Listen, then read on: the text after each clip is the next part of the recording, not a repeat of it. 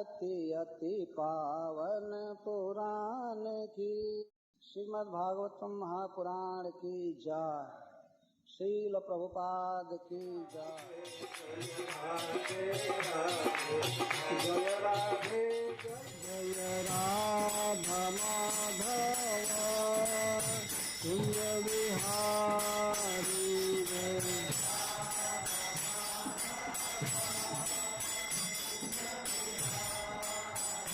जय राधा माधव कुंज बिहारी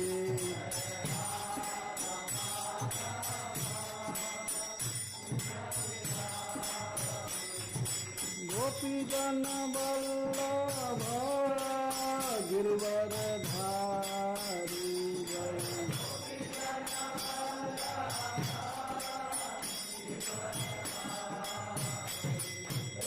यशोदानंदन ब्रज जन रंजन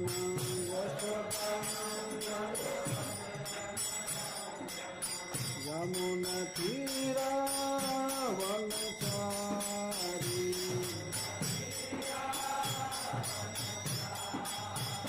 जय राधा माधव कुंज बिहारी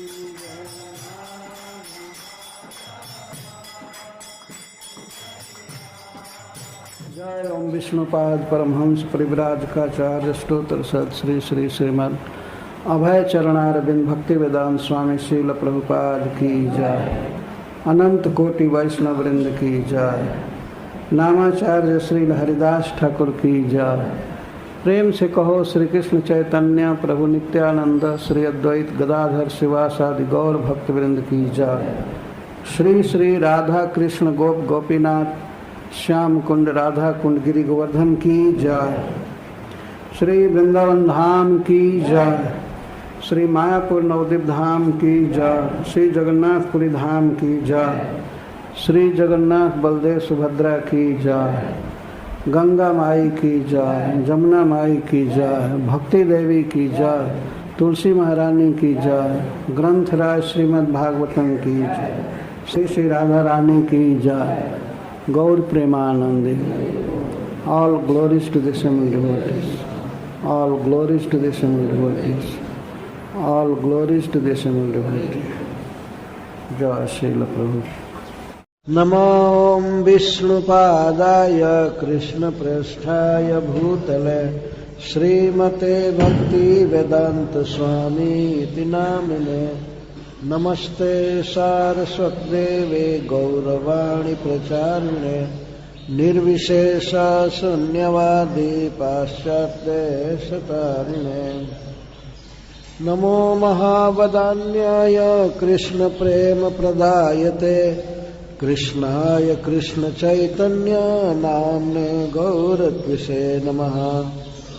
हे कृष्ण करुणा सिंधो दीनबंधो जगत्पते गोपेश गोपिका कांत श्री राधा कांत नमस्तुते। तप्त कांचन गौरांगी श्री राधे वृंदावनेश्वरी वृषभानुसुते देवी प्रणमामि हरिप्रिये।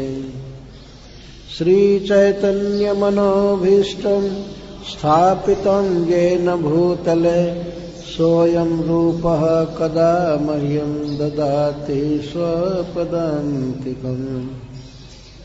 वाञ्छाकल्पतरुभ्यश्च कृपा सिन्धुभ्य एव च पतितानां पावनेभ्यो वैष्णवेभ्यो नमो नमः। जय श्री कृष्ण चैतन्य प्रभु नित्यानंद श्री अद्वैत गदाधर शिवासादि गौर भक्तवृंद। हरे कृष्णा कृष्णा कृष्णा हरे हरे हरे राम राम राम हरे हरे।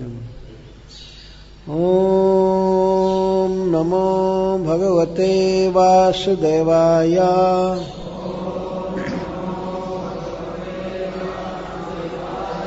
ओम नमो भगवते वासुदेवाय।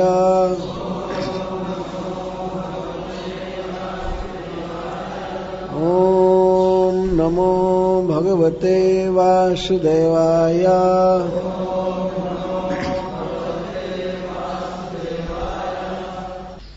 जय श्रील प्रभुपाद। मनुष्य जीवन जो प्राप्त हुआ है तो बड़ा बड़ा काम करने के लिए होता है, उसमें सबसे बड़ा काम यही है, सुनना और कहना भगवान की विशेषताओं को। तो यह कथा एक क्रम से चल रही है। इसके पहले भीष्म पितामह महाराज युधिष्ठिर को विविध धर्मों का उपदेश किए। समस्त ऋषि मुनि बैठे हैं, जगत के सबसे महान महान पुरुष, ब्रह्मर्षि, राजर्षि गण भी और देवर्षि।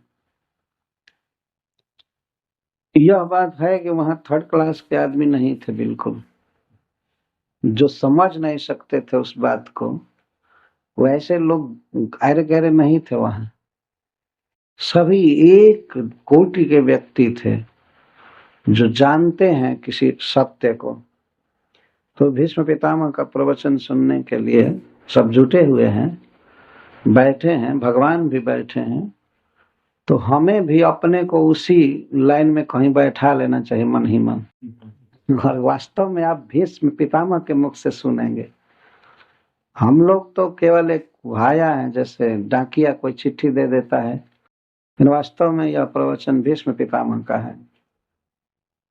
तो सूत जी कहते हैं कि विशुद्धया धारणया हता शुभ। विशुद्ध धारणा से भीष्म पितामह का अशुभ नष्ट हो गया। हत अशुभ, भीष्म पितामह के जीवन में अशुभ था अभक्तों का संग।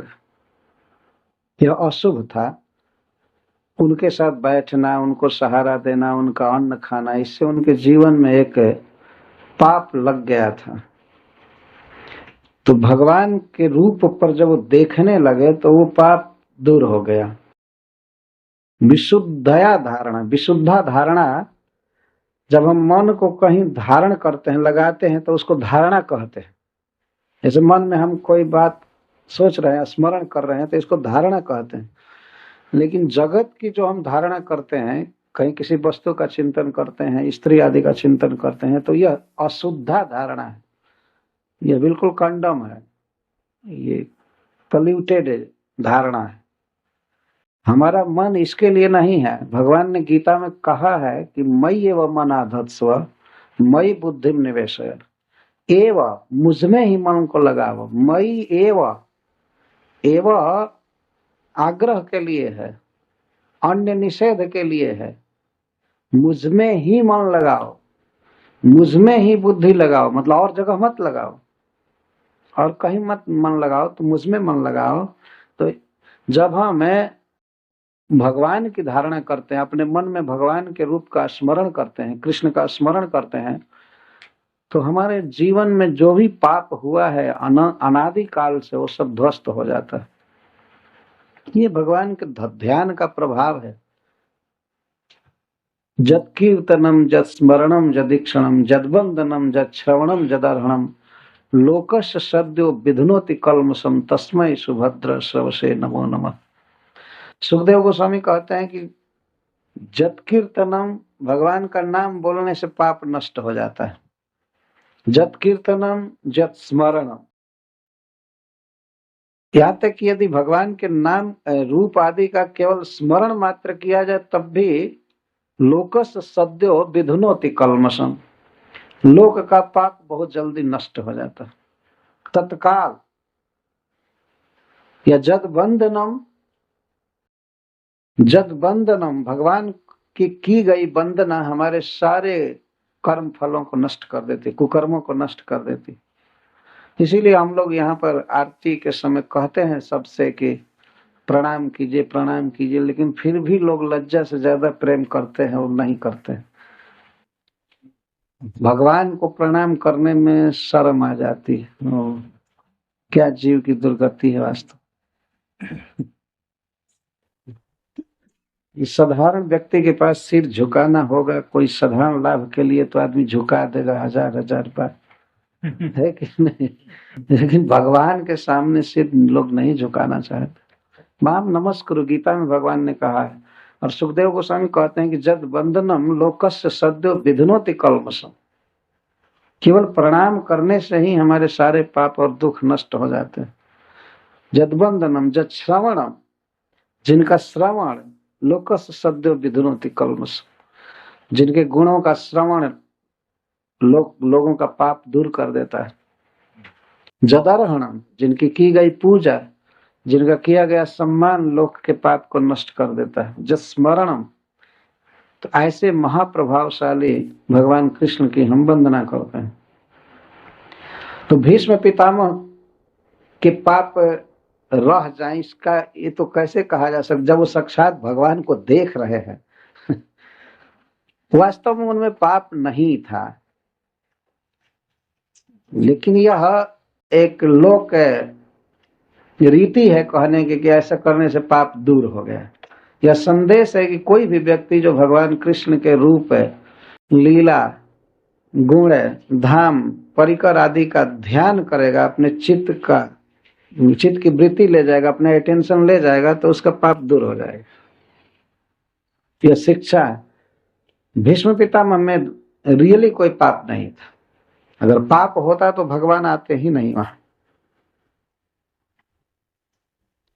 तो विशुद्ध धारणा से अशुभ नष्ट हो गया, और ऐसे कर्म बंधन तो समाप्त हो ही गया था। शरीर में जो दर्द था, पीड़ा थी उनके शरीर में, वो भगवान के तद इच्छया एवं गत आयुध व्यथा, गत आयुध व्यथ। भीष्म पितामह के शरीर में इंच इंच में बाण लगे हुए थे, घाव था, बहुत भारी व्यथा में पहले थे। लेकिन भगवान जब उनके पास आए तो उन्होंने अपनी कृपा भरी स्नेह भरी दृष्टि से देख दिया, तो गत आयुध व्यथा, आयुधों से जो उनको व्यथा थी वो सब चली गई। ये भगवान का सहज प्रभाव है। इसीलिए वैष्णव सिद्धांत कहता है कि मंदिर में आना चाहिए, केवल इसके लिए नहीं कि हम भगवान को देखेंगे, भगवान हमको देखेंगे। हो सकता है हम ध्यान से भगवान को न देखें, लेकिन उनके लिए तो ध्यान अध्यान का कोई प्रश्न नहीं। वो तो देख देंगे तो हमारा शरीर तो तंदुरुस्त हो जाएगा, हमारा दुख नष्ट हो जाएगा। रियल ये देखा गया है। भीषण से भीषण रोगों से निराश जब कुछ रोगी हो गए हैं, उनको कहा गया है कि जाओ ठाकुर जी को प्रणाम करो, प्रसाद लो, और प्रणाम करने के बाद कुछ ही दिन के बाद वो चंगा होने लगते हैं, ठीक होने लगते हैं। देखी हुई बात। जो और सब डॉक्टरों से और हॉस्पिटल से और दवाइयों से निराश हो चुके हैं, वे भी भगवान के यहाँ आकर के आश्वासन पाते हैं, भगवान उनका हित करते हैं। तो इस प्रकार यह भगवान की सहज विशेषता, उनके नेत्रों में दिव्य गुण है, दिव्य प्रभाव है। तो इसलिए भगवान के सामने आना चाहिए, मंदिर में जरूर आना चाहिए। भगवान का श्री विग्रह है, उसके सामने जरूर आना चाहिए कि भगवान हमें देखें, हम सुखी हो। इससे पाप कटता है। तो भीष्म पितामह के लिए कहा गया है कि तद इच्छया एवं गत आयुध व्यथ, भगवान के दृष्टिपात से ही उनकी पीड़ा चली गई शरीर की। और निवृत्त सर्वेंद्रिय वृत्त विभ्रम, उनके इंद्रियों का जो भटकाव था, जो विविध वर्णन कर रहे थे, वो सब रोक लिए और शरीर त्यागते समय भगवान के गुणों का वर्णन करने लगे। तो भीष्म पितामह अब स्तुति प्रारंभ करते हैं। भगवान कृष्ण उस समय खड़े हैं उनके सामने, और वे इस तरह बोलते हैं। सर्वप्रथम भगवान श्री कृष्ण के चरणों में परम फल रूपा प्रीति की याचना करते हैं। इस जीवन में सबसे बड़ा पुरुषार्थ है भगवान कृष्ण से प्रेम कर लेना। इससे बढ़ करके जीव की और कोई कमाई नहीं है। शास्त्र में 4 पुरुषार्थ बताया गया है। पुरुष अर्थ, अर्थ का अर्थ होता है प्रयोजन, जीव का प्रयोजन। इस संसार में सभी लोग काम कर रहे हैं, इतनी रफ्तार से कारें चला रहे हैं, वायुयान चला रहे हैं, काम कर रहे हैं। इसका एक लक्ष्य है, इसका एक उद्देश्य है। क्या उद्देश्य है? सुख प्राप्त करना है। सुख पाने के लिए सब इधर उधर व्यग्र हैं, भाग रहे हैं। दुनिया में आदमी का घूमना कैलकुलेशन करें तो इतना ज्यादा घूम रहे हैं, वायुयान से, बस से, कार से। ये क्यों घूम रहे हैं? जानते हैं कि एक जगह बैठे रहूंगा तो मुझे सुख नहीं मिलेगा। कुछ पैसा कमाने के लिए, और पैसा से क्या करते हैं? कुछ खाएंगे, कुछ सुनेंगे, कुछ सूंघेंगे, कुछ देखेंगे, कुछ टच करेंगे। 5 इंद्रियों से इस संसार को भोगना चाहते हैं, और अर्थ उसमें सहायक है।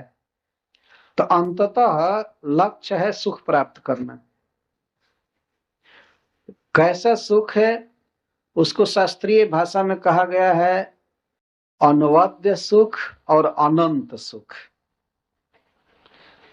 अनवद्य सुख का अर्थ होता है ऐसा सुख जीव चाहता है जो शुद्ध सुख हो, उसमें दुख मिला हुआ ना हो।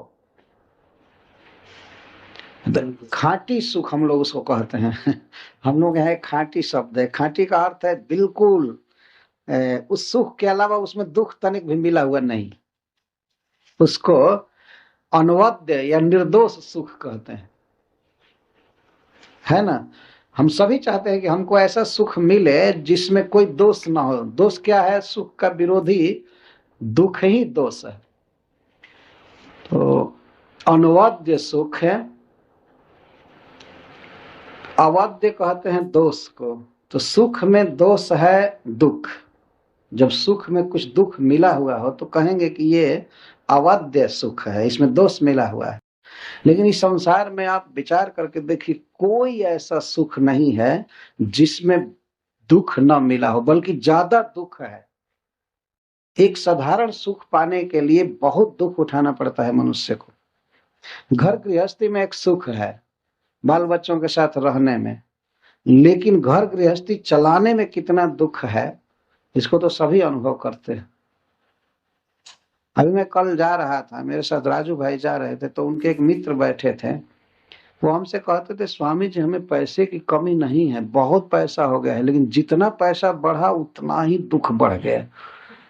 मैं कहा क्या दुख है आपको?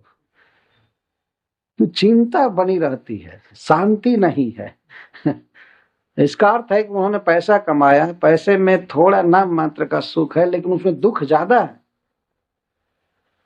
दुख ज्यादा है वास्तव में। और कोई संसार का विषय आप ले लीजिए, उसमें सुख थोड़ा है, दुख ज्यादा है मिला हुआ। तो यहाँ अनवद्य सुख नहीं है। अच्छा, मनुष्य एक दूसरे सुख की क्वालिटी चाहता है, अनंत सुख। अनंत का अर्थ होता है जिसका अंत न हो, सुख हमेशा बना रहे, उसको अनंत सुख कहते हैं। लेकिन इस संसार में क्या कोई भी सुख 2 मिनट, 4 मिनट, 10 मिनट, आधा घंटा से ज्यादा ठहरता है? अंत में दुख में परिणत हो जाता है। जैसे स्थूल रूप से कहा जा सकता है, स्त्री पुरुष के जो मिलन का सुख है वह बहुत कम देर तक ठहरता है, बाद में दुख में परिणत हो जाता है।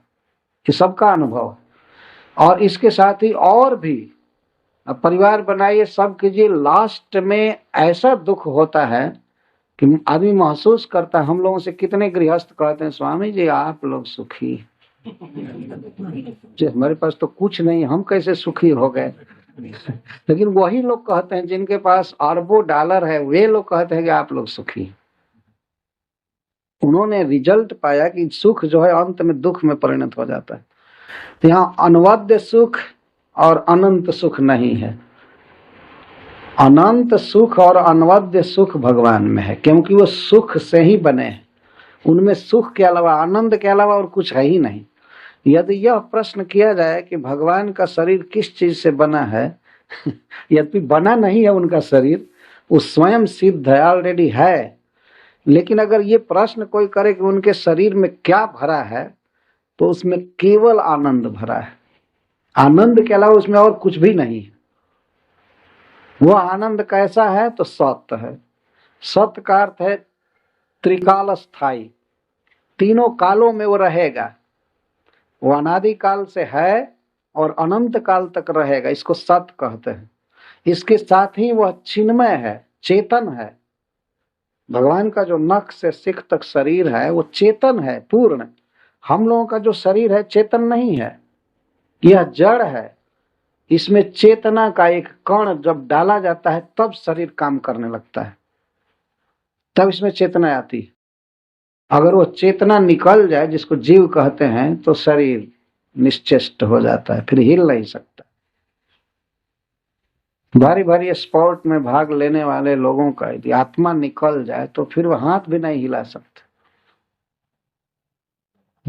कुछ भी नहीं कर सकते। एक चित्त कण, और कितना आकार है उसका, उपनिषद कहता है कि एक केश के अग्रभाग को, टिप को यदि 100 टुकड़ा किया जाए और फिर 100वां भाग को फिर लेकर के 100 भाग किया जाए, उतना छोटा है जीव का स्वरूप। वह इस शरीर में चेतना दे रहा है। और भगवान का तो नख से सिख तक केवल चिन्मय तत्व है, इसको सत चित्त कहते हैं। तो वह सदा सनातन है और चिन्मय है और आनंद है। वह आनंद का विशेषण है। ये भगवान में केवल आनंद है। वह आनंद कैसा है? तो नित्य है और चेतन है, सच्चिदानंद इसको कहते हैं। हम तो भगवान आनंद से बने हैं, और हम लोग यहाँ बने शब्द लगा देते हैं, ठीक नहीं है, क्योंकि वो स्वयं है, बने नहीं है। लेकिन उनमें आनंद है, और उनसे संबंधित किसी भी वस्तु में आनंद है, सुख है, उनके नाम में, उनके गुण में, उनके लीला में, धाम में। तो कोई भी जीव यदि भगवान के संपर्क में आता है, इस तरह से नाम जपता है या उनका गुण सुनता है, उनका ध्यान करता है, तो वो आनंदित होने लगता है। तो सुख ये है इस और ये सुख कैसा है? अनंत सुख है। इस सुख का नाश नहीं होता है। आप कीर्तन कीजिए, कीर्तन करने के बाद, स्मरण करने के बाद ऐसा नहीं होता है कि अरे मैं क्यों किया, इतना क्यों किया। उसका आनंद बना रहता है। कि संसार में ऐसे सुख आपको प्राप्त होते हैं जो बाद में आप सोचने लगते हैं अरे मैं क्यों किया, ये बेकार, वो अंत हो जाता है। लेकिन आप मंगला आरती में आइए, भगवान का जप कीजिए, प्रणाम कीजिए, उस समय भी सुख होगा, और उसका जब स्मरण होगा तब भी सुख होता है। ये हम लोगों का अनुभूत विषय है। ये कोई मतलब 7वें आसमान की चीज में नहीं बता रहा है, ये हम लोगों के दैनिक जीवन का अनुभव है कि जब भगवान की भक्ति हम ठीक से करते हैं तो वो सुख बना रहता है, स्मरण में भी सुख बना रहता है, उसका कभी अंत नहीं होता है। उसको अनंत सुख कहते हैं। और इस सुख में कोई दुख नहीं मिला है, इसमें दुख नहीं मिला हुआ है। सुसुखम कर्तुम अव्ययम, सुख ही सुख है, वास्तव में केवल सुख है। इसलिए भगवान के संपर्क में आना चाहिए। तो भीष्म पितामह सबसे पहले भगवान की प्रार्थना करते समय कहते हैं इति मति ही उपकल्पिता। ये शब्द इति का अर्थ है इस समय, अपनी आयु समाप्ति के अवसर पर, अपनी आयु समाप्ति के समय पर मति उपकल्पिता, मैं अपनी मति को अर्पित कर रहा हूं, अर्पित कर रहा हूं। जब भगवान श्री कृष्ण भीष्म पितामह के पास आए हैं तो भीष्म पितामह सोचते हैं कि मैं प्रभु को क्या अर्पण करूं, कुछ अर्पण करने की भावना हो रही है। तो सोचते हैं कि मेरे पास और तो कुछ नहीं है, लेकिन अनेक साधनों का अनुष्ठान करके मेरे पास विशुद्ध बुद्धि है, मति है, मैं इसको अर्पण कर रहा। भगवान गीता में मांगे हैं कि मुझ में मन दो, तो भीष्म पितामह जैसा पवित्र मन भगवान को दिया जा रहा है। मतलब मैं और क्या दे सकता हूं? मैं अपने जीवन में यही अनुभव किया हूं कि आप ही सबसे बड़े पुरुषार्थ हैं। भगवान में प्रेम होना सबसे बड़ा पुरुषार्थ। तो मैं अपनी मति अर्पित कर रहा हूं। और संस्कृत में उपकल्प का अर्थ विवाह भी होता है। भीष्म पितामह ये सोच रहे हैं कि मैं अपनी मति का विवाह भगवान कृष्ण से कर रहा हूं। मेरी मति सती होकर के आप में लगी रहे और कहीं ना जाए। विश्व का सबसे बड़ा ज्ञानी मुनियों की सभा में बोल रहा है कि कृष्ण ही चिंतनीय है, कृष्ण ही मननीय है, यही परम फल है, परम लाभ है। ये मति उपकल्पिता का यह अर्थ है, मैं अपनी मति अर्पित करता हूँ। अर्थात मैंने जीवन में जो भी अनुभव किया, ज्ञान अर्जन किया, इसके अनुसार मैं यही जाना कि कृष्ण ही सर्वसार, और कृष्ण के चरणों में जो प्रीति है वही परम फल है, परम पुरुषार्थ। तो मनुष्य के 4 पुरुषार्थ माने जाते हैं, धर्म, अर्थ, काम, मोक्ष। लेकिन कृष्ण में प्रेम होना ये पंचम पुरुषार्थ है। अर्थ, धर्म का अर्थ होता है कुछ यज्ञ आदि करके स्वर्ग प्राप्त करना या अपनी ड्यूटी करना संसार में, तथा कथित, इसको धर्म कहते हैं। जब हम धर्म करते हैं तो हमें अर्थ की प्राप्ति होती है। इस संसार में भी नियम पालन करने से ही धन प्राप्त होता है, नियम तोड़ने से नहीं। तो जब हम धर्म करते हैं तब अर्थ की प्राप्ति होती है। तो अर्थ भी एक पुरुषार्थ है, क्योंकि अर्थ से फिर काम, इंद्रिय तृप्ति, हम जीते हैं, खाते हैं, घर बनाते हैं और सभी इसको काम कहते हैं। और इसके बाद है मुक्ति, इसको मोक्ष कहते हैं। तो वास्तव में ये सब कोई पुरुषार्थ नहीं है। न जीव का धन पुरुषार्थ है, न मोक्ष पुरुषार्थ है, न काम पुरुषार्थ, न धर्म पुरुषार्थ। जीव का पुरुषार्थ असली है कृष्ण प्रेम, भगवान से, ईश्वर से प्रेम होना, यही पुरुषार्थ।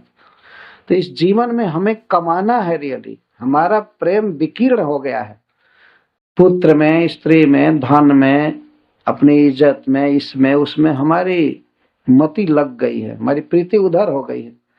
अब सब ओर से हटाकर कृष्ण में जोड़ना है। लेकिन जिन लोगों ने कृष्ण से प्रेम किया है उनकी जब हम चर्चा सुनेंगे तब हमारा प्रेम होगा। जैसे भीष्म पितामह, किस तरह भीष्म पितामह अपने को, मति को कहते हैं उपकल्पिता। श्रील चक्रवर्ती पाजी अर्थ किए हैं कि मानो जैसे कोई पिता अपनी कन्या का दान करता है किसी वर के लिए, वैसे अपनी बुद्धि रूपी कन्या को भीष्म पितामह भगवान कृष्ण के लिए दे रहे हैं, तो अर्पित कर रहे हैं। अनन्यता का अर्थ कि हमने जो कुछ भी समझा है उसके अनुसार आप ही सार है। इति मति उपकल्पिता। कथम भूता मति वितृष्णा। वितृष्णा का अर्थ है कि हमारी मति में मोक्ष, इस लोक के भोग से लेकर मोक्ष तक की कोई स्पृहा नहीं है, तृष्णा नहीं।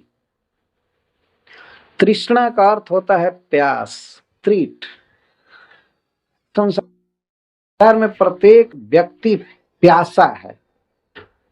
प्यासा मतलब पानी की तो कम प्यास है, और वस्तुओं की प्यास बनी ही रहती है। पानी तो ऐसा है कि अगर प्यास सचमुच में सही प्यास आपको लगे तो 1-2 गिलास पानी पिएंगे, बेचारी प्यास शांत हो जाती है।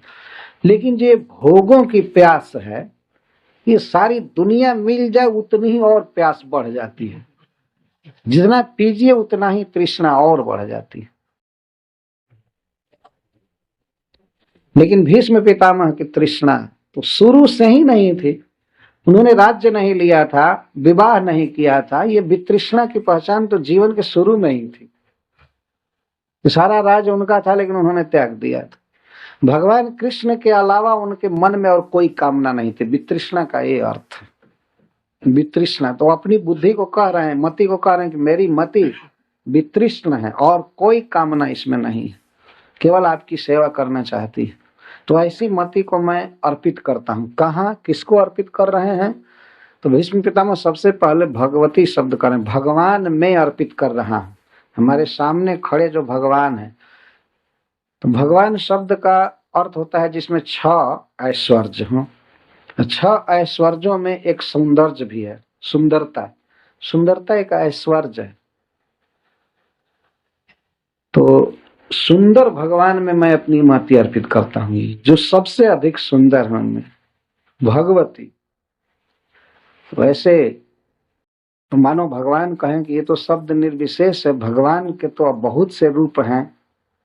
कारणोदक साहिब विष्णु हैं, या परव्योम में नारायण हैं, और भी भगवान के बहुत से रूप हैं। तो किसमें आप मति दे रहे हैं? तो कहते हैं सात्वत पुंगवे, जो जदुवंश शिरोमणि है उनमें। पुंगव का अर्थ है श्रेष्ठ। जदुवंश शिरोमणि में मैं अपनी मति अर्पित कर रहा हूं, सात्वत पुंगवे। और इसके बाद कहते हैं विभुम्नि। जिनसे बढ़ करके और कोई नहीं है, उनमें मैं अपनी मति अर्पित करता हूं। प्रकृति मुपेयसी स्वसुख मुपगते क्वचित विहर्तुम प्रकृति मुपेयसी जद भव प्रवाह। तो भगवान श्री कृष्ण की विशेषता बता रहे हैं ऋषियों के सामने। भीष्म पितामह कहते हैं स्वसुख मुपगते, आप सर्वदा अपने स्वरूप के आनंद में मग्न रहते हैं। स्वसुखम उपगते, भगवान इतना विशाल जगत की रचना किए हैं, प्रकृति को स्वीकार किए हैं, बहिरंगा शक्ति को स्वीकार करते हैं जगत की रचना के लिए। जद भव प्रवाह, क्योंकि प्रकृति से भव प्रवाह चलता है, संसार की रचना होती है। लेकिन इतने विशाल जगत की रचना करके, व्यवस्था करके, चला करके भी भगवान जीव के समान अपने सुख से वंचित नहीं है, अपने परमानंद स्वरूप में स्थित। हम लोग तो एक छोटा सा परिवार बनाते हैं, पर अपने परमानंद स्वरूप से भूल करके और फंस जाते हैं, परतंत्र हो जाते हैं। प्रत्येक जीव भी परमानंदमय है। जीव का जो अपना स्वरूप है वो अभी परमानंदमय है, लेकिन वो थोड़ा सा ऑर्गेनाइजेशन करते ही परमानंद से हाथ धो बैठता है वो दुख में पड़ जाता है।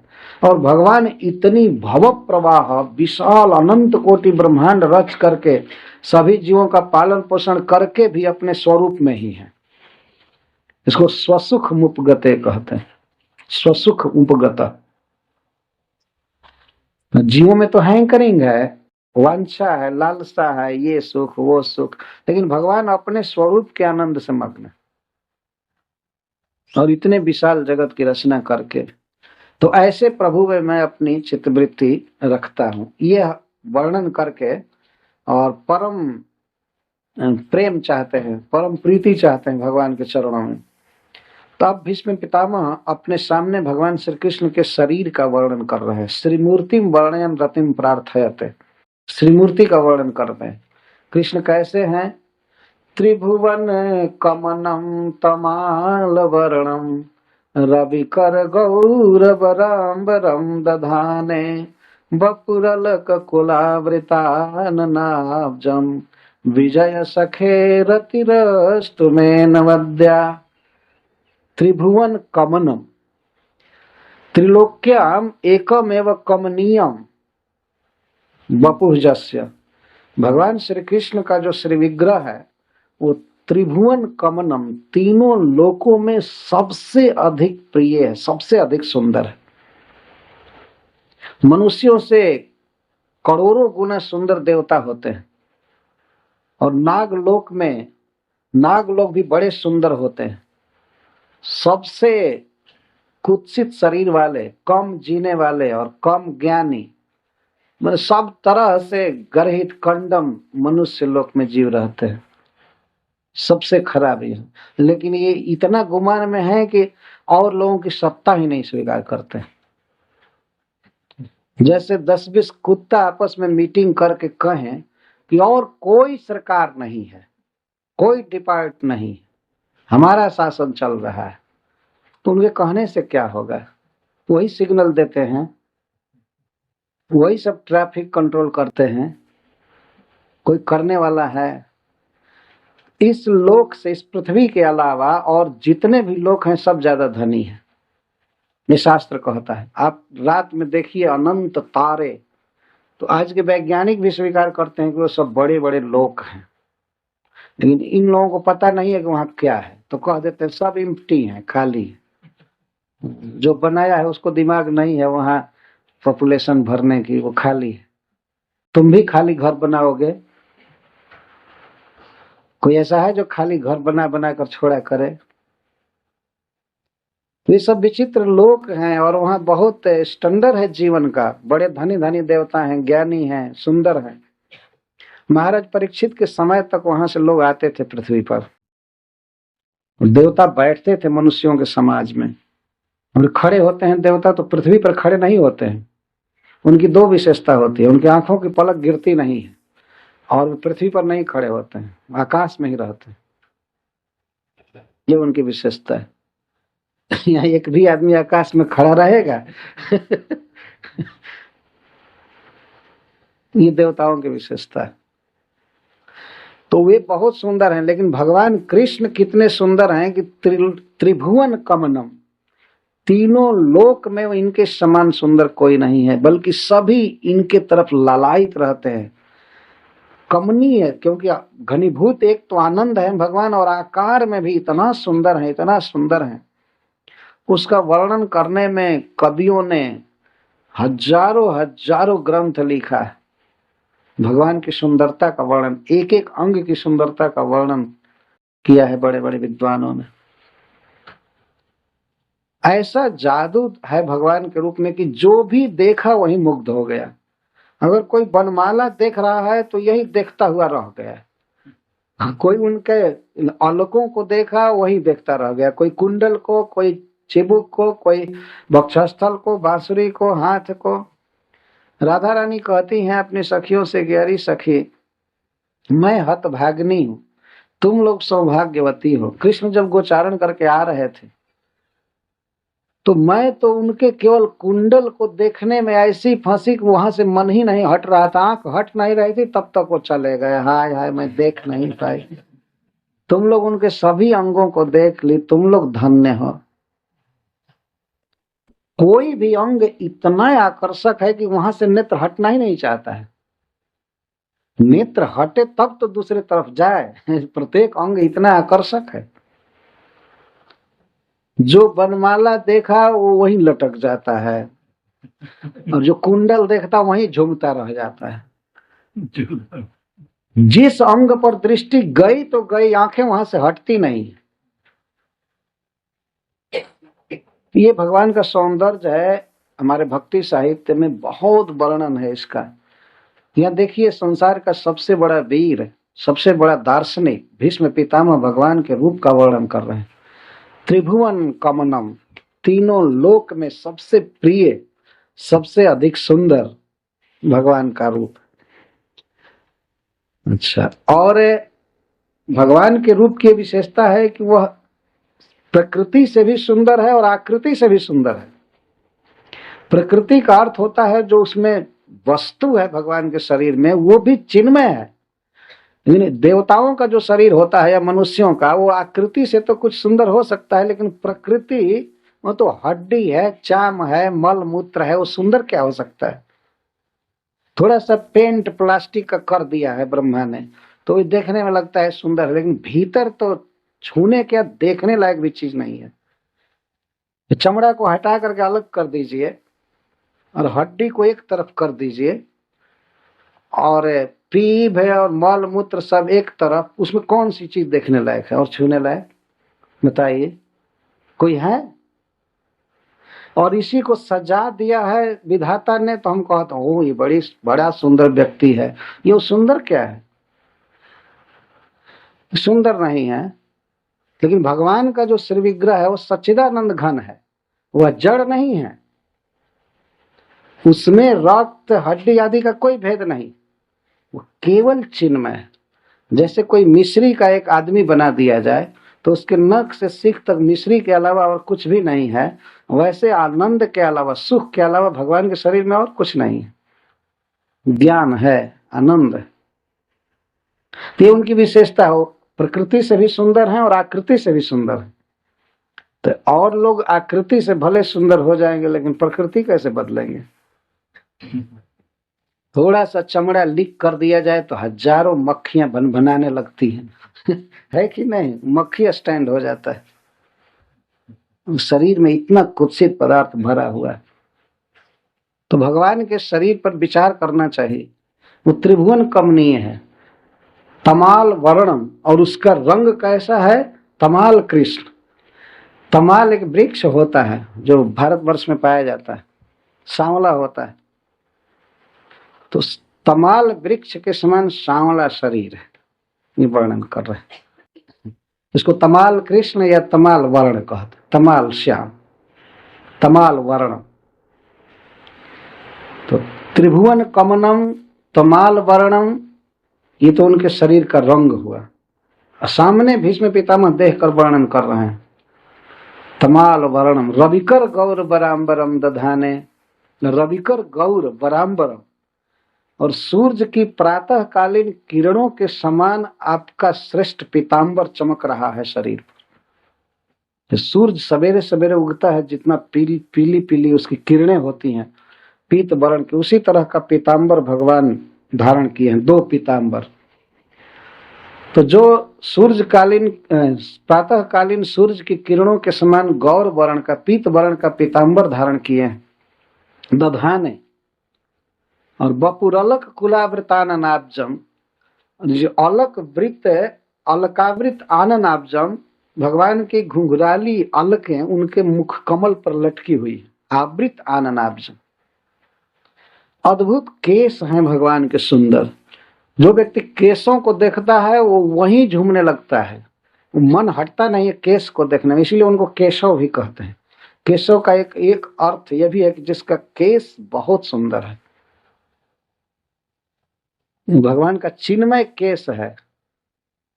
हम लोगों के केस में और हमारे शरीर में थोड़ा सा अंतर है, इसको आदमी काट कर फेंक देता है, लेकिन भगवान का जो शरीर है, केस है, वो चिन्मय है, उसको शास्त्र नहीं काट सकता, वो अलग होने का प्रश्न ही नहीं। और वो सबसे पूर्वज हैं, सबसे आदि पुरुष हैं, अनादि पुरुष हैं, लेकिन उनके केस काले काले रहते हैं, है कि नहीं? यहाँ तो केवल 50 वर्ष से ऊपर हो जाइए तो सभी केस अब सफेद होने लगते हैं। एक कवि ने बड़ा सुंदर कहा है अपनी एक कविता में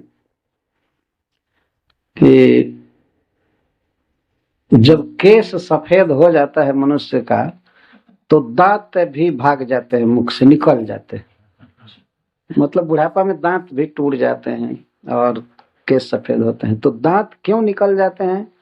तो कवि उत्प्रेक्षा करता है कि जब दांत देखते हैं कि भाई केस का स्वभाव है काला रहना, इसको काला रहना चाहिए, तो यह क्यों हमारा रंग बनाया, ये क्यों सफेद हुआ, इसलिए हम मुंह में नहीं रहेंगे।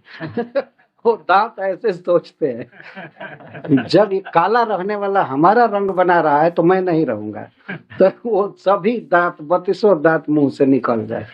इसका मतलब ये हुआ कि उधर बाल पकना चालू हुआ, इधर दांत टूटना चालू हुआ, बहरा होना, लंगड़ा होना, यही तो हमारा सौंदर्य है। लेकिन भगवान ऐसे नहीं है। आद्यम पुराण पुरुषम नवयौवनम च, वे आदि पुरुष हैं लेकिन नवयौवनम च, वे 16 वर्ष के लड़के जैसे हमेशा रहते हैं। महाभारत के युद्ध में भी वैसे ही रहते थे। माता देवकी उनको गोद में उठाकर दूध पिलाने लगती थी महाभारत युद्ध से आने के बाद, और उस समय भगवान 100 वर्ष के थे। ये प्रकट लीला में, वैसे तो अनादि काल के हैं वो, तो उनका शरीर नित्य ऐसे रहता है। हम लोग अपने शरीर को बचा कर रह नहीं सकते, है कि नहीं? तो वे अलक आवृत आननाभ, जब उनका मुख कमल हमेशा घुंघराली लटकों से घिरा रहता है, घुंघराले केस हैं। और ऐसा नहीं कि 10-20 दिन कंघी न कीजिए तो बस जटा बन जाएगा, ऐसा नहीं है। मनुष्य का जो शरीर है बहुत कुत्सित है। मैं भगवान के सौंदर्य और शरीर का वर्णन करने के साथ साथ जो मनुष्य का संकेत कर रहा हूं, इसलिए कि मनुष्यों को इसी शरीर का अनुभव है, तो इससे विलक्षण रूप में मनन करना चाहिए भगवान के शरीर का, ठीक उल्टा। तो आवृतान्नाब्जम विजय सखे रतिरस्तु में नवद्या, तो ऐसे विजय सखा में, अर्जुन के मित्र में मेरी अनवद्य रति हो। रति का अर्थ है सहज अनुराग, सहज प्रीति। इस संसार में रति शब्द 2 अर्थों में प्रयुक्त होता है। एक रति का अर्थ होता है स्त्री पुरुष का आपस का मिलन, और दूसरे रति का अर्थ होता है सहज आकर्षण, सहज प्रीति। जैसे बच्चों को छोड़ दीजिए तो सहज खेलने में मग्न हो जाएंगे। एक युवक को और एक युवती को परस्पर प्रेम करने के लिए कोई ट्रेनिंग स्कूल नहीं है, कोई शिक्षा देने की जरूरत नहीं, वो अपने आप आकर्षित हो जाते हैं। इससे मन की इस धारा को रति कहते हैं। तो सहज हमारा मन जाए किसमें? विजय सखे। विजय अर्जुन का एक नाम है। अर्जुन के सखा में मेरी प्रीति हो, मेरा प्रेम हो। तो अर्जुन के सखा का वर्णन कैसे करना है? जो सांवला, जिनका सांवला शरीर है, जो त्रिभुवन में कमनीय हैं, जो सूर्यकालीन प्रातःकालीन सूर्य की किरणों के समान पीतांबर पहनते हैं और जिनकी काली काली घुंघराली अलकें हैं, उनमें मेरी प्रीति हो। ये वर्णन। आजकल लोग फैशन बना लिए हैं, कह देते हैं ईश्वर तो निराकार है। अरे मूर्ख, तुमको जानकारी नहीं है इसलिए तुम ऐसा बक रहे हो। ईश्वर कभी निराकार नहीं। ईश्वर का ये आकार जो भीष्म पितामह वर्णन कर रहे हैं, ये आकार है भगवान का।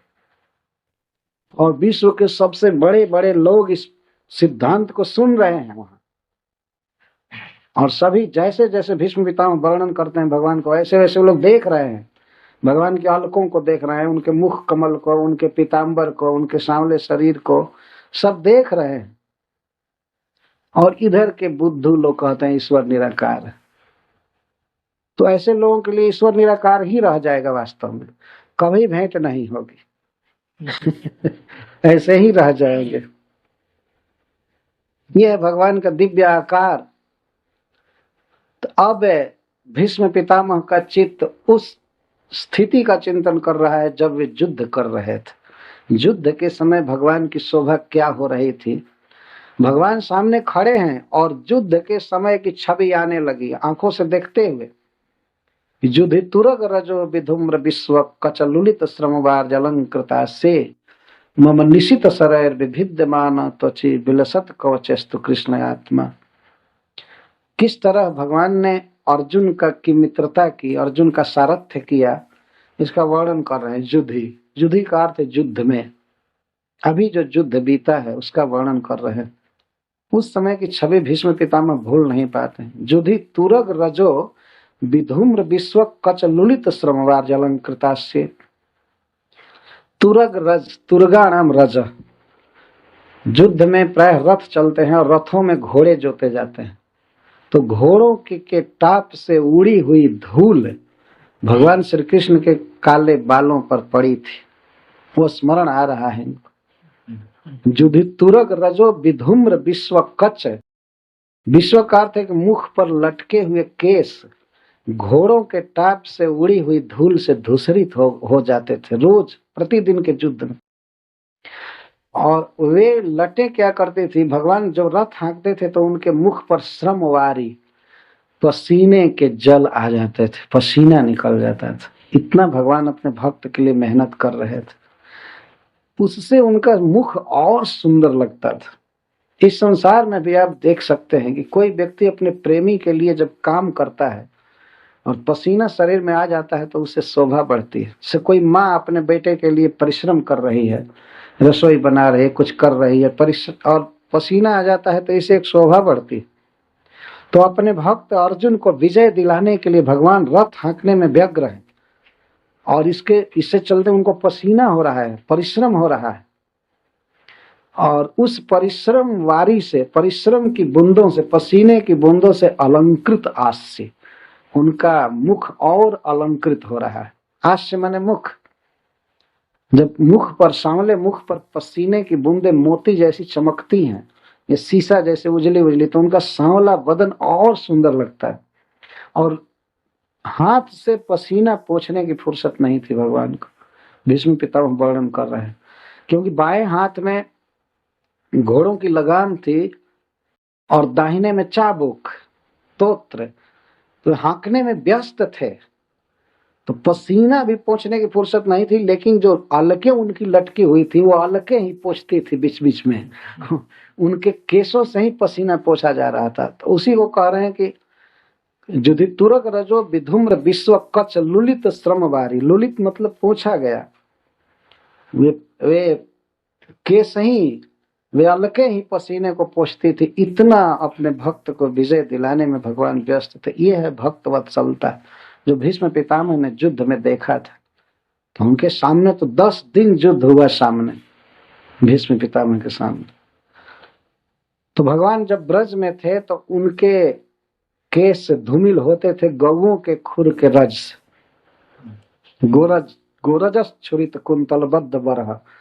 लेकिन कुरुक्षेत्र में तुरग रज, अश्व रज से इनकी अलकें धूसरित होती। और अलके धूसरित होती हैं तो और सुंदर लग रही। सुंदरे किम सुंदरम, संस्कृत में एक उक्ति है कि सुंदर व्यक्ति पर क्या नहीं सुंदर लगता है। अगर सुंदर व्यक्ति फटा कुर्ता पहने तब भी वो सुंदर लगेगा, है कि नहीं? तो भगवान इतने सुंदर हैं कि उनके ऊपर धूल भी सुंदर लगने लगती है। और अधिक। वो गौएं चराने जाते थे तो गौएं प्राय आगे चलती थीं लौटते समय या जाते समय, तो गौओं के खुर की रज उड़ती थी और कृष्ण की बनमाला पर, पीताम्बर पर, देह पर, अलकों पर पूरी धूल भर जाती थी और वे आते थे। उस समय उनकी शोभा और बढ़ती थी।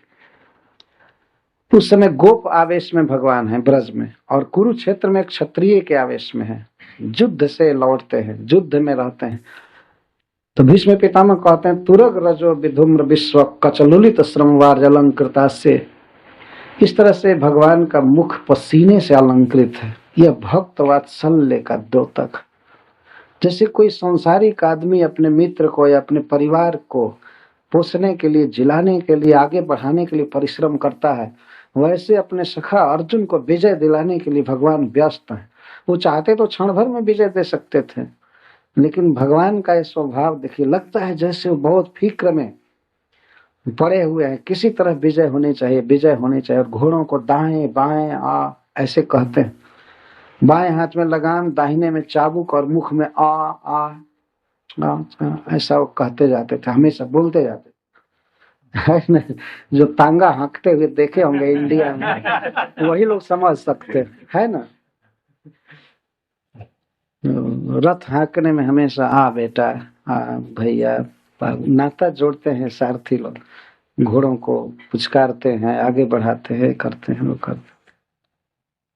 तो भगवान बार बार बोल रहे थे, और इस छवि को अर्जुन नहीं देखते थे, इस छवि को विपक्ष से भीष्म पितामह देख रहे थे, सामने पढ़ते थे, या दूसरे वीर देखते थे। अर्जुन तो योद्धाओं को देखते थे, उनके धनुष को, उनके पैतरे को, उनके संधान को, और सबको देखा करते थे। कृष्ण पर देखने की उनको फुर्सत नहीं थी। कृष्ण की वो रक्षा करते थे, सारथी को बचाना रथी का काम होता है, कृष्ण को कोई मारने न पावे, वे ध्यान रखते थे, लेकिन दर्शन नहीं कर पाते थे युद्ध के समय। और युद्ध के समय वो मंगला आरती करेंगे तो उधर विजय कैसे होगा। तो कृष्ण को वो नहीं देख पाते थे। इसीलिए भीष्म पितामह आगे एक श्लोक में कहते हैं कि तत्क्षय क्षणीय, उस सारथ्य शोभा को तो मैं देखा हूं, मैं जानता हूं कि कितने आप सुंदर लगते थे उस समय जब अपने सखा का सारथ्य कर रहे थे। तो तत्क्षय क्षणीय, तो ये है ध्यान वास्तव में, कि भगवान की काली काली अलके हैं, उस पर घोड़ों के टाप से उड़ी हुई धूल है, पसीने की बूंदे हैं, और रथ पर चल रहे हैं, हिल रहे हैं, इसीलिए अलके पसीनों को पोंछ रही हैं। और जब भीष्म पितामह यह कह रहे हैं कि अलके पसीनों को पोंछ रही हैं, तो इससे यह ध्वनित होता है कि भगवान को अवकाश नहीं है रथ हाँकने से कि थोड़ा पसीना पोंछे, पीताम्बर उठा करके और कुछ पोंछे, इतनी फुर्सत नहीं। वो घमासान युद्ध होता है, युद्ध में फुर्सत का कोई प्रश्न ही नहीं है। आज भी जब कोई बहुत घमासान काम होने लगता है तो आदमी कहता है युद्ध स्तर पर काम हो रहा है। हमारे भारतवर्ष में कहते हैं ना, युद्ध स्तर का काम हो रहा है। वहां कहाँ अवकाश और फुर्सत, मारना मरना यही वहां, पुकारना होता है, इधर आओ, आ जाओ, ये आओ, और शत्रु को बोलना होता है।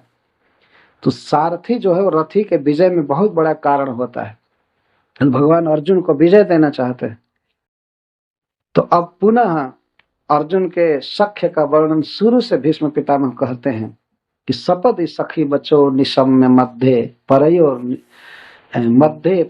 निजयोर बलम निवेश्य स्थितवती रथम निवेश्य स्थितवती पर सैनिकाय रक्षणा हृतवती पार्थ सखे रतिर्ममाष्ट। भीष्म पितामह उस समय की लीला की याद कर रहे हैं जब अर्जुन ने कहा, कृष्ण मेरे रथ को दोनों सेनाओं के बीच में खड़ा कीजिए, और सब उस रथ के सबसे निकट थे भीष्म पितामह। अगर दूरी देखी जाए, सेना तो बहुत दूर में खड़ी थी, लेकिन वो रथ भीष्म द्रोण प्रमुखतः सर्वेषां च महीक्षिता, वह रथ भीष्म पितामह के सबसे निकट था। उस लीला की याद कर रहे हैं मरते समय भीष्म पितामह की। सपदी सखी बचो निशम्या, सखी बचा मतलब अपने मित्र के वचन को सुनकर, सपदी मतलब तत्काल, देर नहीं किए भगवान। जब ही अर्जुन ने कहा कि सेनयोर उभयोर मध्य रथम स्थापयम्य चिता जाव देता निरीक्षे हम जोधु कामान अवस्थिता, जब तक मैं इन वीरों को नहीं देख लेता हूं तब तक मेरे रथ को दोनों सेनाओं के बीच में खड़ा कीजिए, दोनों ओर की सेना को मैं देखूंगा, जोधु कामान अवस्थिता, और विशेष करके विपक्ष के लोगों को मैं देखना चाहता। बस भगवान ने सुना और ये नहीं कहा क्यों, क्या जरूरत है देखने की, सपदी ले गए, तुरंत ले गए रथ को। भीष्म पितामह कहते हैं उन्होंने सुना था जब अर्जुन ने कहा कि हे केशव, धनुष को ऊंचा करके जब उन्होंने कहा कि हे केशव हमारे रथ को ले चलिए दोनों सेनाओं के बीच में, तो भीष्म पितामह सुने थे और वे कह रहे हैं कि सपदी, सपदी का अर्थ होता है तुरंत। बस मित्र ने कहा और तुरंत रथ को लाकर खड़ा कर दी। तो सपदी सखी बचो निशम्य मध्य निज परयो और बलयो रथम निवेश्य। निज परयो, निज माने अपनी सेना के, और पर मतलब शत्रु की सेना के बीच में मध्य रथम निवेश्य, रथ को निवेश अस्थितवती। भगवान उस समय अस्थित थे। ऐसे प्रभु में मेरी प्रीति हो, जो अर्जुन के रथ को बीच में खड़ा करके स्थित थे और दिखा रहे थे कि ये भीष्म है, ये द्रोण है, ये हैं। तो स्थितवती पर सैनिक आयु रक्षणा हृतवती, और पर सैनिक आयु विपक्ष के सैनिकों की आयु को जो अक्षणा आंख से ही हर लिए, ऐसे कृष्ण में मेरी प्रीति। भगवान कृष्ण दिखा रहे थे कि ये भीष्म है, ये द्रोण है, कर्ण है, ये है, तो अपनी काल दृष्टि से उनकी आयु को छीन रहे थे। भीष्म पितामह ऐसा कहते हैं। और दिखा क्या रहे थे, वो उनकी आयु छीन रहे थे और अर्जुन का विजय विधान कर रहे थे।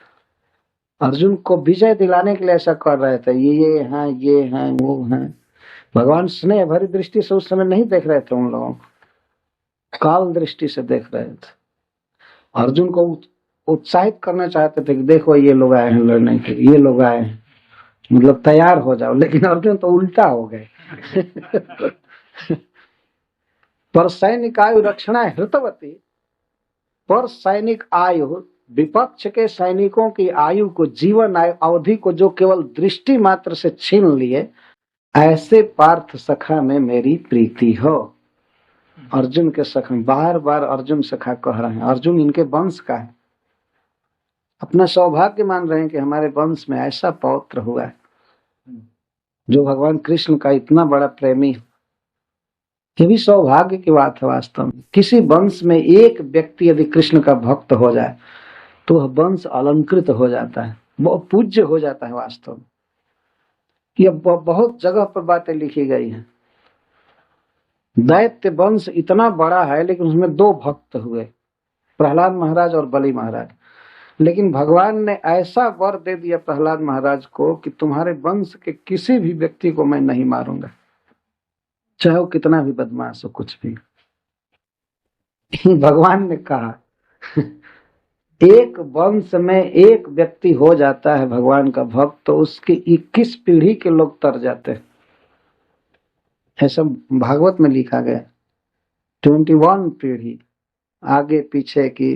तो ये प्रभाव है। तो भीष्म पितामह बड़े गौरवान्वित हैं कि हमारे वंश में एक नहीं, युधिष्ठिर, भीमसेन, अर्जुन जैसे महाभागवत हुए हैं, और उसमें भी अर्जुन जिसका सारथी बने हुए हैं भगवान, जिसका साथ नहीं छोड़ रहे हैं। तो ऐसे पार्थ सखा में, पृथा के पुत्र के सखा में मेरी प्रीति। पार्थ सखे रतिर्ममास्तु। रति का अर्थ है सहज आकर्षण, सहज प्रेम, कोई कामना से नहीं, किसी फल की कामना से नहीं, बल्कि सहज हमारा प्रेम हो उनसे। जो विपक्ष से लड़ रहे थे लेकिन आज प्रार्थना कर रहे हैं कि हमारे उनमें प्रीति।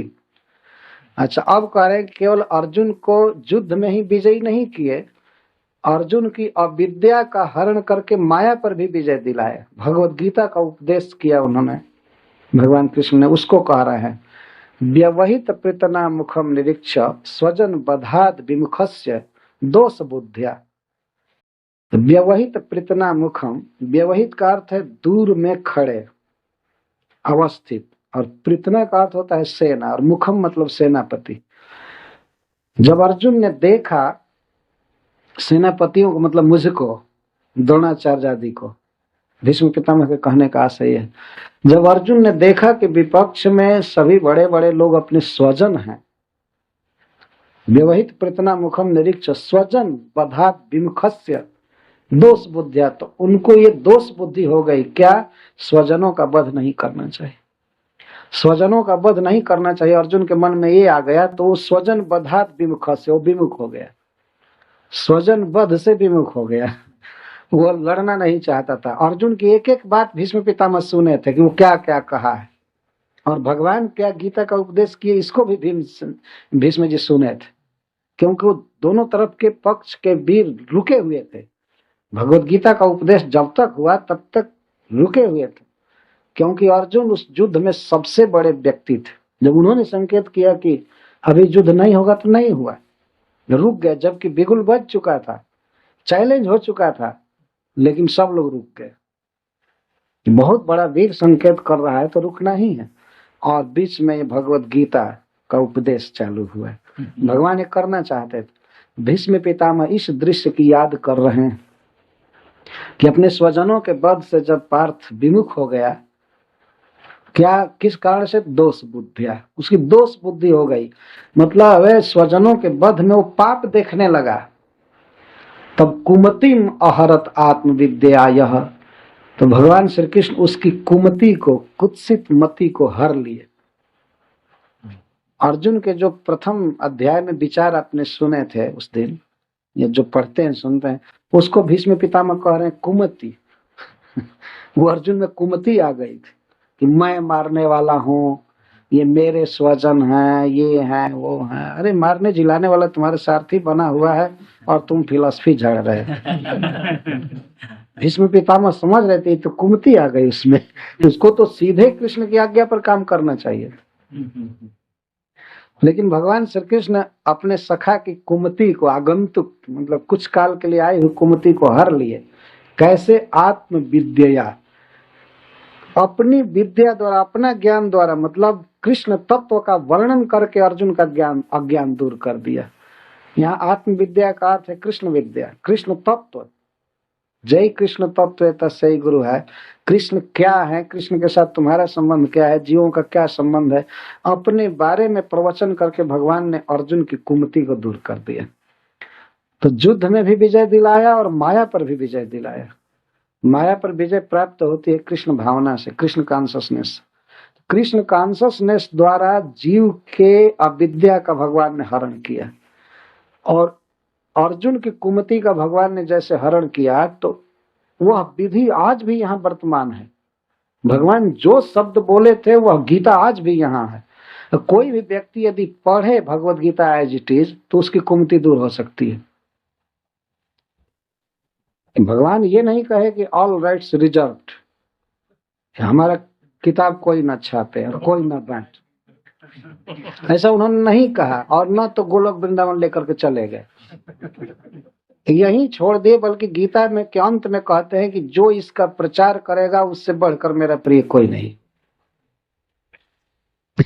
यहाँ तो कहते हैं कि जो प्रचार नहीं कर सकता है, केवल पाठ भी करेगा, वो भी मुझे प्राप्त करेगा। यहाँ तक कहते हैं कोई पाठ भी करेगा सिंपली, तब भी वो स्वर्ग जाएगा, मुझे प्राप्त करेगा। और यदि इसका वितरण करेगा, वितरण दो तरह का होता है, एक तो पुस्तक वितरण और दूसरे जैसे मैं यहाँ बांट रहा हूँ व्याख्या करना, दो तरह का वितरण। तो इसकी जो व्याख्या करेगा, इसको बांटेगा, तो उसके समान मेरा प्रिय न कोई हुआ है, न होगा, न है। इतना भगवान का प्रिय कार्य है। भगवत गीता का उपदेश भगवान ने अन्य लोगों के लिए किया, अर्जुन के लिए नहीं। तो कुमतिम अहरत आत्मविद्या यह चरण रति परमस्य तस्य में अस्तु, तो ऐसे परम के, परम प्रभु के चरणों में मेरी प्रीति हो। चरण रति, मैं जन्म जन्म में इनका दास बन जाऊं, मैं इनकी सेवा करूं, यही अभिलाषा भीष्म पितामह की हो रही है कि यह शरीर छूटने के बाद मैं इनका पार्षद बनूं, इनका दास बनूं, इन्हीं की चरण सेवा में मैं रह जाऊं। सभी ऋषि मुनि सुन रहे हैं। ये है कृष्ण कथा वास्तव में भीष्म पितामह तमु से, जबकि संबंध में कृष्ण उनसे छोटे थे। कई बार भगवान कृष्ण इनको प्रणाम करते थे सबके सामने, और आज भीष्म पितामह कहते हैं परम से, सबसे श्रेष्ठ है, परम है, श्रेष्ठ ऐसे परम पुरुषोत्तम के चरणों में रति हो, मैं इनके चरणों का दास हो जाऊं जन्म जन्म में। हमेशा यही प्रार्थना कर रहे हैं, कृष्ण के चरणों का दास बन जाऊं, कृष्ण में प्रेम हो, ये हो, ये हो, इस तरह से वर्णन करते हैं। तो गीता का जो उपदेश हुआ था उसका स्मरण कर रहे हैं। अब यह स्मरण कर रहे हैं कि भगवान श्री कृष्ण का मुझ पर सबसे अधिक प्रेम रहा है। देखिए, अपराकृत जगत में यही अनुभव होता है कि भगवान सबसे ज्यादा मुझसे प्रेम करते हैं। याद कर रहे हैं कि मेरी प्रतिज्ञा को सत्य और अधिक सम्मानित करने के लिए भगवान विश्व विख्यात अपनी प्रतिज्ञा को छोड़ दिए। याद कर रहे हैं, स्व निगमम अपहाय मत प्रतिज्ञा ऋतमधिकर तुम अवप्लुतो रथस्थ। स्व निगमम अपहाय, निगम कहते हैं शपथ को, प्रतिज्ञा को। भगवान ने युद्ध में शपथ लिया था, प्रतिज्ञा किया था कि मैं बिना शस्त्र ग्रहण किए ही सहायता करूंगा, और शस्त्रम सहाय मात्रम करिष्यामि, मैं शस्त्र नहीं उठाऊंगा, सहायता वचन से चाहे शरीर से ऐसे करूंगा, किसी को मारूंगा नहीं। ये भगवान ने कहा था, और उनकी प्रतिज्ञा पूरे ब्रह्मांड में सब लोग जानते थे। ये भगवान की प्रतिज्ञा है। और एक दिन ऐसी बात हुई कि भीष्म पितामह के पास दुर्योधन आया और रोने लगा, कहने लगा दादाजी आप जोर लगा कर नहीं लड़ रहे, जब यही करना था, जब पांडवों से अर्जुन से इतना स्नेह करना था, तो ये युद्ध क्यों नहीं हुआ होता, ठीक होता। मैं देख रहा हूं कि अर्जुन के तीखे तीखे बाण पर चल रहे हैं और आप बड़े नम्रता से लड़ रहे हैं। ऐसी बात नहीं थी, भीष्म पितामह पूरा जोर लगाकर लड़ते थे, लेकिन उसके मन में ऐसा होता था ये जोर लगाकर नहीं लड़ रहा है। तो रोने लगा भीष्म पितामह के पास आकर कि आप चाहेंगे तो विजय दिला सकते हैं, आप ऐसा रोज अर्जुन इतने महारथियों को मार रहे हैं, ये कर रहे हैं, वो कर रहे हैं, ऐसा होगा तो हमारा विजय संदेह में पड़ जाएगा। आप बलवान हैं, आप जोर लगाकर लड़िए। और यहाँ तक कह दिया कि कम से कम आपको ये याद करना चाहिए कि आपका पालन पोषण कौन करता है, कौन आपको ये सी भवन दिया है, और ये सब आप आनंद से रहते हैं। इस पर भीष्म पितामह को दुख लग गया और वे प्रतिज्ञा कर लिया। तो जानते थे भगवान का स्वभाव कि अर्जुन को बचाएंगे। उन्होंने दुर्योधन को दिखाने के लिए कह दिया कि देखो कल मैं युद्ध करूंगा पूरी शक्ति लगा करके, और अर्जुन को मरना पड़ेगा कल, और नहीं तो कृष्ण को अपनी प्रतिज्ञा छोड़नी पड़ेगी कि उनको हथियार उठाना पड़ेगा, दो में से एक होगा। तो दुर्योधन बड़ा खुश हो गया कि चलो कृष्ण की बेइज्जती तो कम से कम सारे संसार में होगी। वो खुश हो गया। तो भीष्म पितामह प्रतिज्ञा कर लिया, और जो वीर प्रतिज्ञा करते थे तो उसको शाम को ही कैंप में कह दिया जाता था कि कल के लिए यह प्रतिज्ञा है। तो पता लगा लिया जाता है। तो भगवान पता लगा लिया, अच्छा ठीक। 2 बार ऐसी प्रतिज्ञा किए थे, एक बार तो 5 पांडवों को मारने के लिए किए थे, तो द्रौपदी को भेजकर भगवान वो बाण ले लिए, और एक बार अर्जुन को मारने की प्रतिज्ञा की, कहे कि उनको शस्त्र उठाना पड़ेगा और नहीं तो अर्जुन मरेंगे। तो जानते थे अर्जुन तो मर नहीं सकते, भगवान अपनी प्रतिज्ञा छोड़ेंगे। और यहाँ तक कहा कि यदि मैं कृष्ण को शस्त्र ग्रहण नहीं करा दिया तो मैं गंगा जी का पुत्र नहीं, शांतनु महाराज का पुत्र नहीं, इतना तक कह दिया। जो मैं हरिहीन शस्त्र गहाऊं तो ला जाऊं गंगा जननी को, शांतनु सुतन कहाऊं। यदि कल कृष्ण से अस्त्र नहीं ग्रहण करा दिया तो मैं गंगा जी का बेटा नहीं। भीषण प्रतिज्ञा ही की, भक्त थे। तो दूसरे दिन युद्ध होने लगा। भगवान तो अपने भक्त की प्रतिज्ञा जानते थे, तो अर्जुन लड़ रहे थे। उस दिन ऐसा घमासान युद्ध किए भीष्म पितामह कि अर्जुन पसीना से तरबतर हो गए। पसीना पहुंचने की फुर्सत नहीं थी जैसा आपने सुना, लेकिन अर्जुन में प्रथम बार पसीना देखा गया जीवन। इतना जल्दी जल्दी बाण रखते थे, तरकस निकाल कर धनुष पर रखना, संधान करना, निकालना, परेशान हो गए। तो भगवान ये भाव व्यक्त करना चाहते थे कि अब तो भीष्म इसको मार ही देंगे। यदि न मैं नहीं बचाता हूं तो अब तो भीष्म देव इसको मार देंगे। तो क्या हुआ कि अर्जुन थोड़े देर रुक के 1 मिनट के लिए अपना पसीना पोंछे और भगवान देख लिए कि अरे हमारे मित्र को तो ये मार देगा भीष्म पितामह। तो वे रथ हाँकना छोड़ करके कूद पड़े रथ पर से अर्जुन को बचाने के लिए। लगता था जैसे अर्जुन का फेवर कर रहे हैं, फेवर तो करते ही थे, अर्जुन के प्राण की रक्षा के लिए कूद पड़े दिखाते हुए। और कूद करके एक रथ का चक्का वहां टूटा हुआ था, चक्का उसको उठा करके और भीष्म को मारने चल दिए।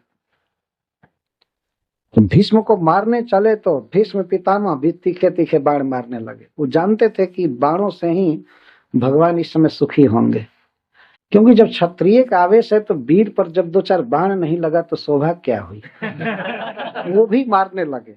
भगवान का कवच टूट गया, जो कवच बांधे तो वो भी टूट गया, शरीर में घाव हो रहा था।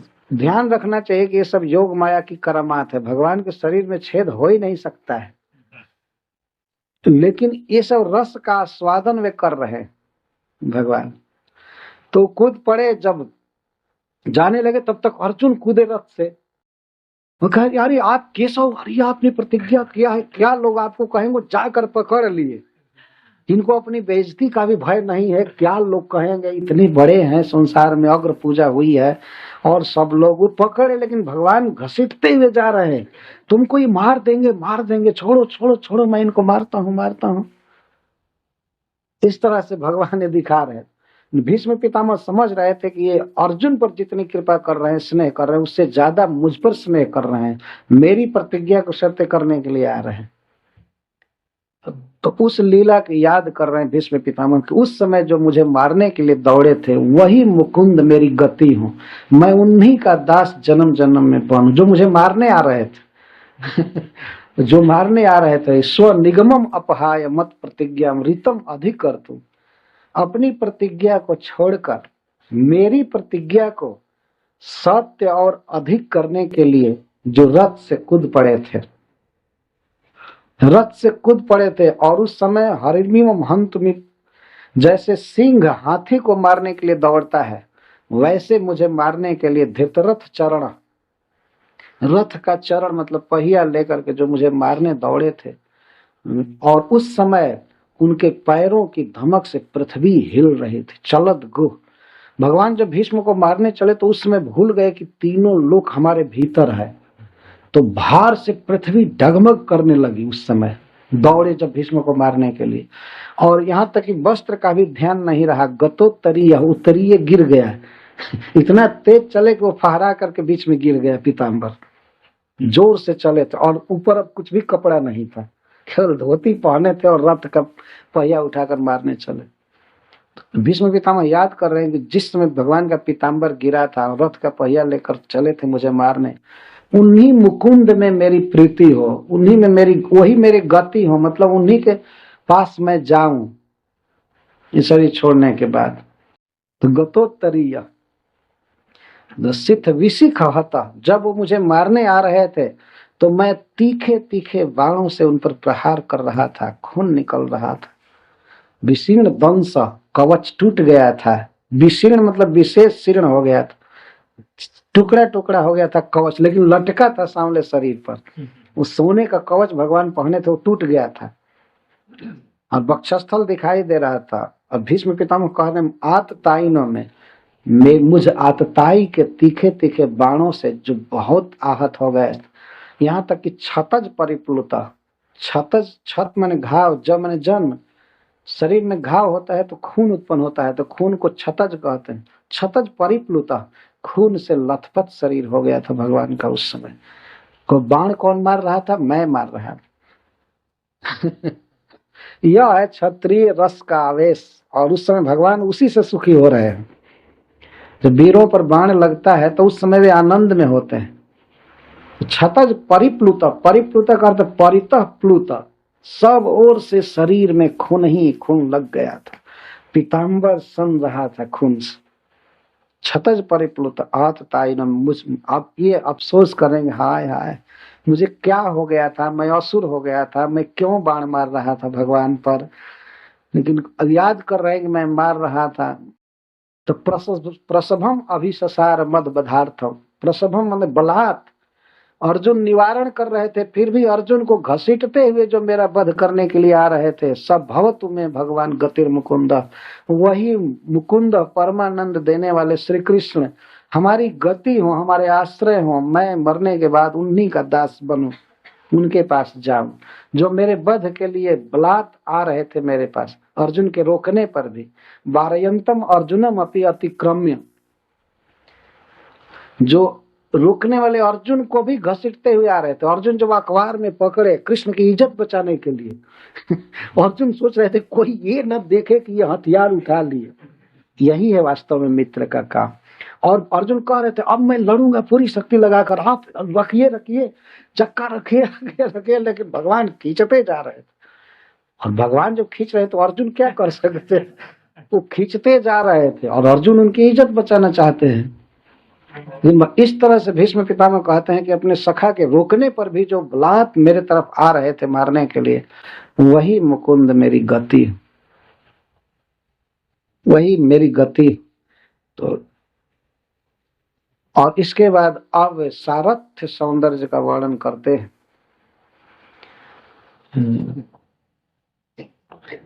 कैसे उसका पहला विजय रथ कुटुंब आततोत्रे धृत है रश्मिनी तच्छ्रिय क्षणीये भगवती रतिरस्तु में मुमूर्षोर जमी है निरीक्ष हता गता स्वरूप। अब याद कर रहे हैं उस शोभा का, खास करके रथ हाँकने की शोभा का। विजय रथ कुटुंबे, विजय का अर्जुन का रथ ही जिनका कुटुंब था, कुटुंब है। जैसे आदमी परिवार का भरण पोषण करता है अन्याय करके भी, वैसे अर्जुन के रथ को बचाना ही जिनका ध्येय था। संस्कृत में कुटुंब शब्द परिवार को कहते हैं, फैमिली को। और कुटुंब शब्द का अर्थ होता है कि न को करके भी कुटुंब का पालन करना चाहिए। ये कुटुंब का मतलब होता है मतलब ऐसे व्यापार या बिजनेस नौकरी अच्छा हो ठीक है, लेकिन कभी गलत काम भी करना पड़ जाए, परिवार का पालन पोषण न हो रहा है तो नहीं करने लायक, गलत काम करके भी परिवार का पोषण करना चाहिए। इसीलिए उसको कुटुंब कहते हैं। कुत्सित कर्म करके भी उसका भरण पोषण करना चाहिए। मनु महाराज ने कहा है कि वृद्धौ च माता पितरौ भार्या साध्वी सुतः शिशु अप्य कार्य सतेनापि भर्तव्या मनुरब्रवीत, मनु अब्रवीत।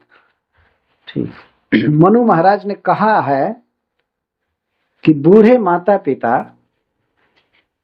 और सती साध्वी भार्या पत्नी और शिशु बच्चा, छोटा बच्चा, इनको इन पालना चाहिए, भले सैकड़ों गलत काम करना पड़े तो क्या, इन पालन करना इनका कर्तव्य है। तो भगवान श्री कृष्ण अन्याय करके भी अर्जुन के रथ की रक्षा कर रहे थे। कभी अन्याय करके भी, युद्ध के नियम को तोड़ कर भी अर्जुन की रक्षा कर रहे थे। तो इसलिए भीष्म पितामह कह रहे हैं कि वो अर्जुन का रथ ही आपका कुटुंब है जैसे आदमी कुटुंब के पालन के लिए गलत काम करता है, तो वैसे आप अर्जुन के रथ को बचाने के लिए कभी कभी नियम तोड़ते थे इतना भगवान का प्रेम है। भगवान यह दिखा रहे हैं कि भक्तों को पोषने के लिए मेरे लिए कोई नियम और धर्म नहीं, सबसे बड़ा धर्म है भक्त को बचाना, विजय दिलाना। जैसे भी अर्जुन विजयी हो, भगवान ने उठाकर कोई कसर नहीं रखा। जो लौकिक दृष्टि से आप देखें, वो कर्ण आदि के वध के समय जैसे भी हो बचाते थे। विजय रथ कुटुंबे, विजय का अर्जुन का रथ ही उनका कुटुंब था, जिसके लिए वो गलत काम भी किए। आत तोत्र, तोत्र मन चाबुक, जो हाथ में चाबुक लिए थे, हर एक समय तो बांसुरी या शंख चक्र धारण करते हैं, लेकिन कुरुक्षेत्र में चाबुक है एक हाथ में और दूसरे में धृत है रश्मिनी, है माने घोड़ा, रश्मि मतलब रस्सी, घोड़ों की लगाम है। तत्श्रिया इक्षणीय, और मुख में हूं आ आगे बढ़ो, पीछे रहो, रुको, इस तरह से भगवान बोलते हैं घोड़ों के लिए। तत्श्रिया इक्षणीय, तो इस सारथ्य शोभा से जो देखने ही लायक हैं, देखने लायक है। उस समय मैं देखता था, अर्जुन नहीं देखते थे। अर्जुन के भाग्य में वो शोभा देखना नहीं है, भीष्म पितामह कह, वो तो मैं देखा हूँ शोभा को। वो घोड़ा हाँकना और आया बोलना, हूँ बोलना और लगाम पकड़ना, वो तो मैं देखा हूँ। तो ऐसे मैं, मुझ मरने वाले की प्रीति ऐसे प्रभु में हो। मैं मरना चाहता हूँ, शरीर त्यागना चाहता हूँ, लेकिन उसी प्रभु में हमारी प्रीति हो। जमी है निरीक्ष हता गता स्वरूप, और कह रहे हैं कि इस युद्ध में जो भी मरे कृष्ण को देख करके वे अपना स्वरूप प्राप्त किए। तो जिनको देख करके मरने वाले स्वरूप प्राप्त किए, उन्हीं प्रभु में मुझ मरणासन की प्रीति हो। ये प्रश्न होगा कि जो अन्याय कर रहे हैं उनमें क्यों प्रीति चाहते हैं? तो कहते हैं भगवती, अरे वो भगवान है, अचिंत ऐश्वर्य है उनका, उनकी लीला कौन समझ सकता है। वो अन्याय देखने में कर रहे थे, लेकिन अन्याय नहीं था। कई बार अर्जुन नहीं युद्ध करना चाहते थे, भगवान कहते थे मारो, ये करो, ये करो, और लगता था कि ये तो अन्याय हो रहा है, लेकिन अन्याय नहीं था। इसलिए भगवती शब्द कह रहे हैं कि भगवान है, अचिंत वैभव ऐश्वर्य, अन्याय कर ही नहीं सकते। तो ऐसे प्रभु में मुझ मरणासन की प्रीति हो, रति हो, वही हमारी गति हो। उन्हीं का मैं दास बन जाऊं जन्म जन्म में। तो यहाँ तक भीष्म पितामह अब वर्णन किए, आगे वे गोपी जनों का स्मरण कर रहे हैं, और इसके बाद राजस्वीय सभा में जो भगवान की पूजा हुई थी उसे स्मरण करेंगे। कल भीष्म पितामह की स्तुति पूरी हो जाएगी और महाराज युधिष्ठिर भगवान कृष्ण के साथ हस्तिनापुर जाएंगे, गंधारी और धृतराष्ट्र को सांत्वना देंगे और वहां उनका राज्य पद पर अभिषेक होगा। हरे Krishna.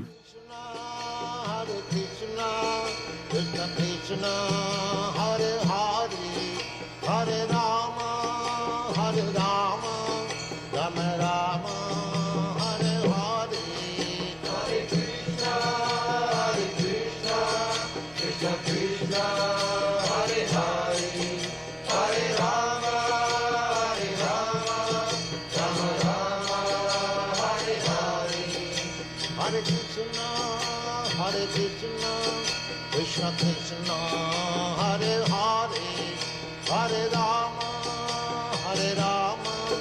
Rama Rama Hare Hare Hare Krishna